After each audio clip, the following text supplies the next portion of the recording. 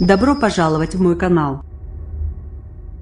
Un scrutin pour clore 3 mois d'une crise comme l'Espagne n'avait plus connue depuis 30 ans. Ou pour, au contraire, l'aggraver? Les Catalans sont ce jeudi appelés aux urnes pour élire leur nouvelle assemblée régionale.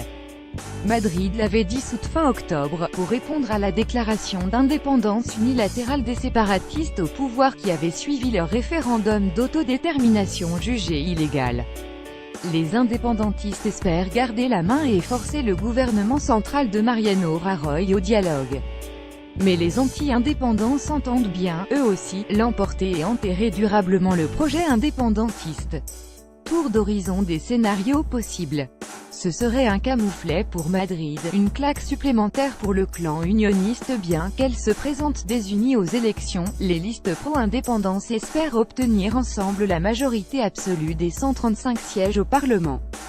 Depuis Bruxelles, où il s'est exilé depuis octobre, l'ex-président catalan Carles Puigdemont ne rêve que de ça. Le centriste pourrait alors former une nouvelle coalition avec la gauche républicaine, le RC et les anticapitalistes de la CUP. Si l'organisation d'un nouveau référendum illégal paraît peu probable, les indépendantistes espèrent ainsi obliger Mariano Rajoy à venir à la table des négociations, ce que Puigdemont n'avait jusqu'à présent pas réussi à faire. Et obtenir peut-être de nouveaux gages d'autonomie. La revanche des unionistes. Je veux être la présidente de tous les Catalans, indépendantistes et non-indépendantistes. Elle s'appelle Inés Arrimadas, elle a 36 ans et elle est juriste. La centriste de Ciutadans, citoyen, en français, chef de l'opposition, pourrait hisser son parti à la première place. La nouvelle égérie des anti-indépendances, jeune, moderne, est donnée en tête des intentions de vote. Si c'est le cas, elle devrait tenter de former une coalition majoritaire avec les socialistes PSC et la droite du Parti populaire PP, tous unionistes. Ce serait la deuxième fois dans l'histoire de la Catalogne que des anti-indépendances gouvernent. Cela constituerait également une victoire pour le chef du gouvernement central, Mariano Rajoy. Les sécessionnistes au tapis, il ressortirait grandi de la crise et pourrait se targuer d'avoir sauvé l'unité de l'Espagne.